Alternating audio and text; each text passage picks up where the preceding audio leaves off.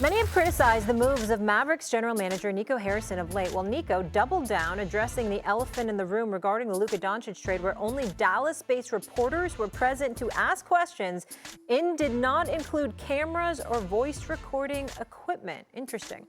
Quote, "There's no regrets on the trade. Part of my job is to do the best thing for the Mavericks, not only today, but also in the future. And some of the decisions I'm going to make are going to be unpopular.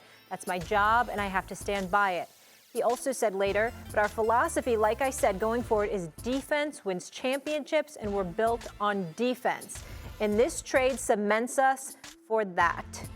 All right, Stephen A., coming to you on this. Do you like, love, or hate Nico's presser? I hate it. First of all, what the hell is that about? No cameras? No tape recorders? They did allow tape recorders after they got in the room, just for clarity. So they allowed it when they got in the room? They negotiated at the end, just negotiated at the end. So you can win negotiations with Nico Harrison, apparently. I'm just saying, you walk into, you got a press conference, good line, Wendy, good line. But you're having a conference with the media, and they have to negotiate to have tape recorders in. I mean, that just shows you how paranoia has kicked in. Here's the bottom line. We'll see how well this trade works. If everybody was on the floor, Anthony Davis, Kyrie Irving, Gafford, Lively, and these cats, of course, I think they're right in the mix and they're potentially competing for a championship. I'm not going to dismiss that. I think Nico is right when he says that. But the point is, knowing that's not the case, knowing that they were they were chanting to fire you, okay, knowing how Luka looked when he came into your house, okay? How anemic Anthony Davis looked while Luka was dropping 45 on that basketball court in Dallas. It might behoove you not to talk at all.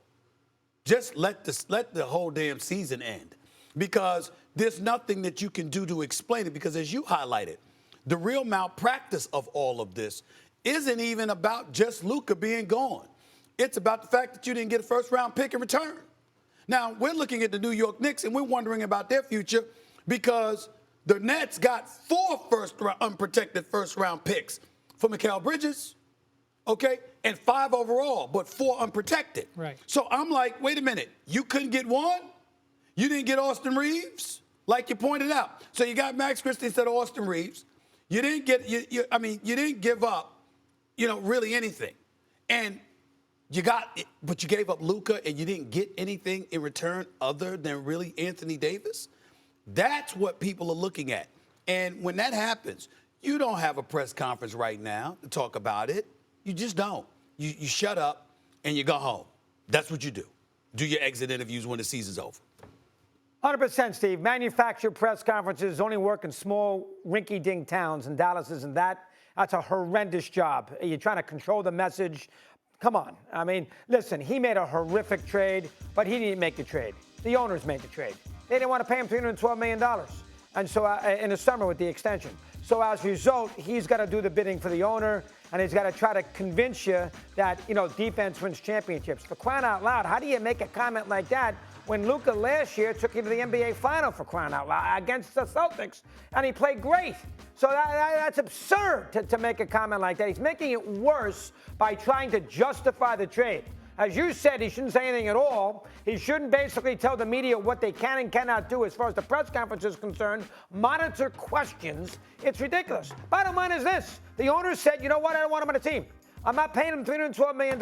He's not in shape. Whatever the reasons, get him out of here, Nico. Figure it out. Get him out. Whatever you have to do, get him out of here. And Nico's got to be the fall guy. I mean, that's what happened. So the owner takes the hit more than Nico, but Nico's getting paid a fortune. So he's got to be the guinea pig, and and then he makes it worse by A, making a bad trade. Excellent point, Austin Reeves. And number 2, well, let's do a press conference to finally clear the air, but we're going to do it our way. No cameras, as you just said. Well, let only the local media, come on, ask the questions, and we'll also figure out what questions you can ask. Dallas comes across here as a very shaky and a small-time organization, and this is Dallas, Texas. That's a joke. Down on it. A couple Wendy? things. First off, I'll tell you why I did the press conference, Stephen A. Our Tim McMahon, who's all over this story, reported he was asked to do the press conference by the owner. And I suspect, this I don't know, I suspect the reason he didn't want cameras there was because he knew he was going to say he had no regrets. And he didn't necessarily want that on film forevermore. But I don't know that, but I speculate that. What has happened here is kind of fascinating, if you can take a step back. The Dallas Mavericks have been dealt a horrible piece of misfortune in Kyrie Irving tearing his ACL. That would engender sympathy from everybody. Every team in this league, if their star point guard, whatever their plan is, whether it was the most beautiful plan in the history of the sport, if your star point guard tore his ACL, especially a guy who had earned the admiration of people with the way he had played the last 2 years and the way he was a leader, Kyrie Irving, that would get you sympathy. That would buy you time. That would buy you an understanding that this is not going to be on. Zero. There's none of it for the Mavericks. The truth is, even if they didn't trade Luka, even if they had done all this stuff, they would be in some level of trouble here because of this Kyrie Irving injury. But what yesterday illustrated was that they got credit for nothing, the fact that they've had this devastating injury come out. And the other thing is, some of the stuff that he said in this was just downright befuddling. For example, he said that we showed that we could be I don't think exactly how he said it, but he said we showed what kind of team we could be for the 2.5 quarters that Anthony Davis played. Wow.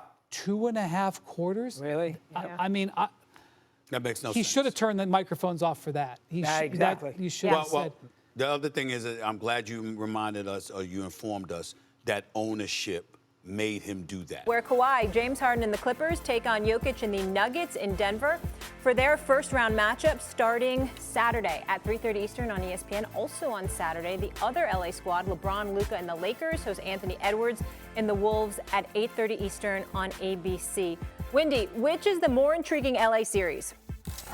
I'm fascinated by this Clippers team.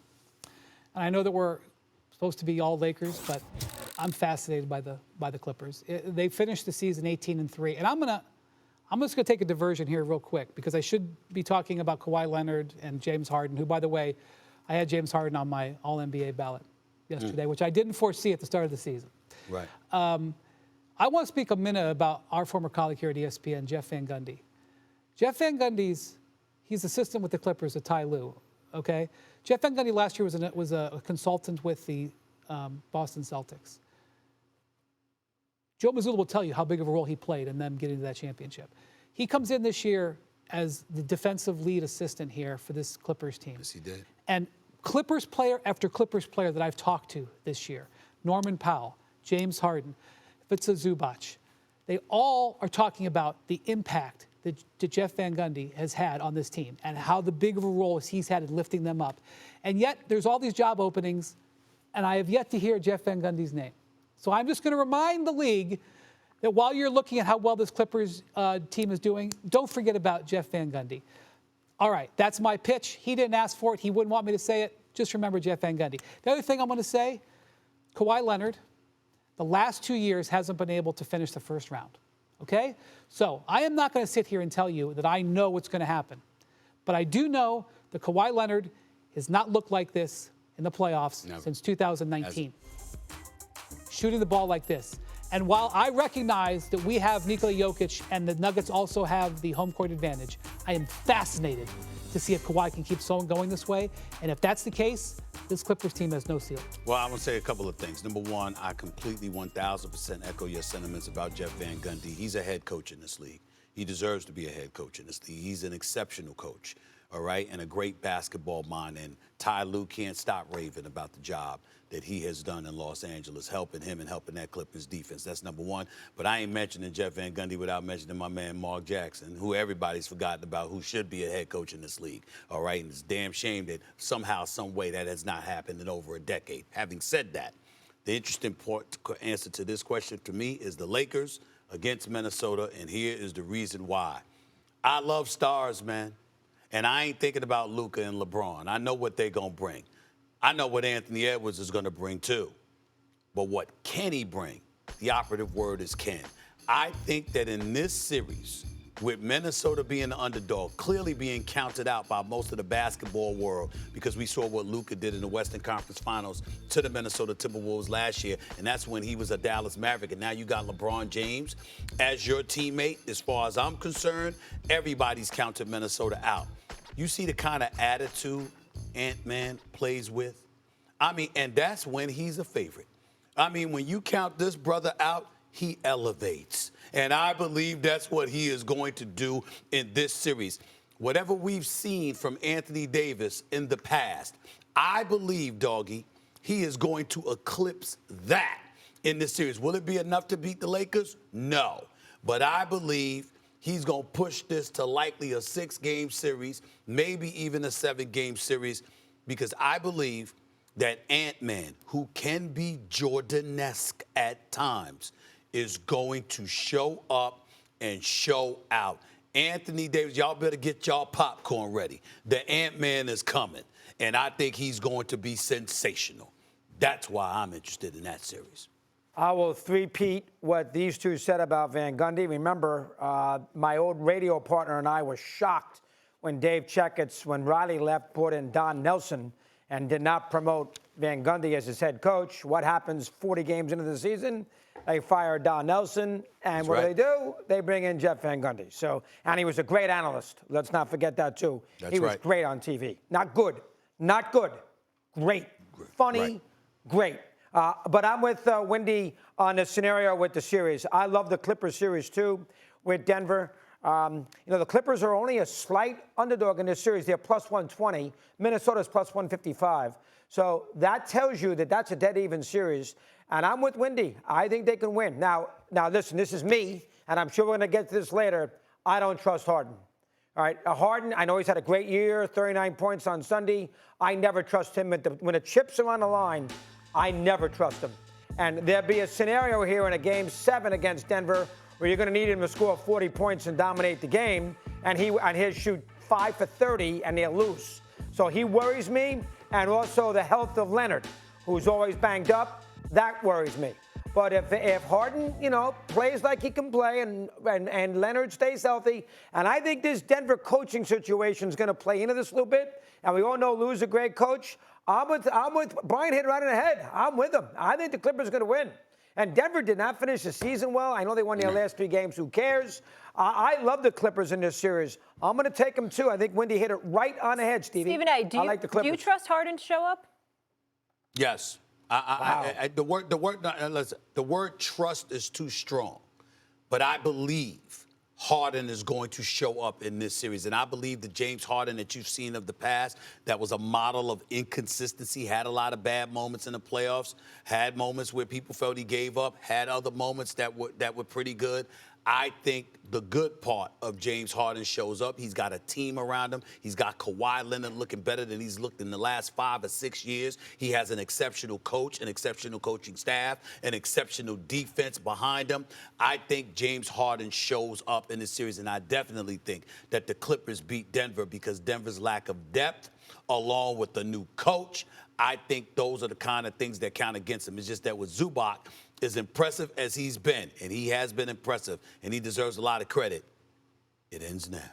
You're going up against the Joker, Jokic. It's a different animal now. All that stuff that we've been saying about Zubac is nice.